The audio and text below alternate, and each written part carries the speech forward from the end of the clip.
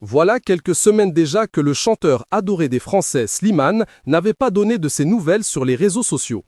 Pourtant, adepte de ces médias, notamment d'Instagram, l'artiste et jeune papa avait alors inquiété ses fans les plus assidus qui se demandaient où il pouvait bien être passé. Il a fait un comeback sur Twitter qui n'est pas passé inaperçu.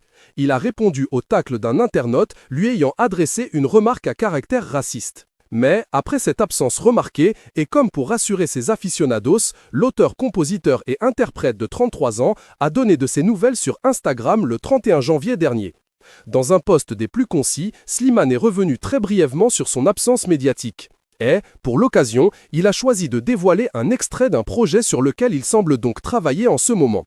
Je ne suis pas très présent en ce moment, mais je prends le temps de vivre et d'écrire de nouvelles chansons, a donc écrit le père comblé d'une petite fille prénommée Esmeralda en partageant une bribe de chanson. Pour rappel, côté musique, Slimane a sorti un nouvel album, cette fois sans sa complice Vita, intitulé Chronique d'un Cupidon, en septembre 2022. Dans la foulée, France 3 a décidé de partager sur Twitter un extrait de son émission 300 Cheurs qui sera diffusé ce vendredi 3 février 2023 en prime time. Un programme musical dans lequel Slimane a entonné le mémorable tube de Michel Polnareff, Lettre à France. Vêtu de blanc et accompagné d'une chorale, il a livré une reprise des plus vibrantes de cette immense chanson. @SlimaneOff reprend de Michel Polnareff. Magnifique. Hashtag 300 Cheurs, c'est demain à 20h10, pictwitter.com/xhbrihx. Mais une fois n'est pas coutume sur ce réseau social, cette cover a suscité des commentaires racistes de la part de quelques haters.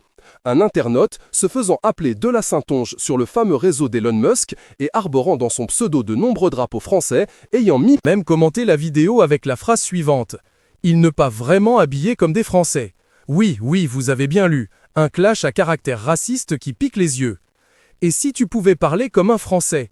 Agacé par ces remarques fréquentes, Slimane, dont le nom complet est Slimane Nepchi, n'a pas manqué de lui répondre avec tact. Et si tu pouvais parler comme un Français, lui a finement rétorqué l'artiste révélé dans la 5e saison du télécrochet de TF1, The Voice. Voilà qui devrait calmer les ardeurs de cet internaute anonyme.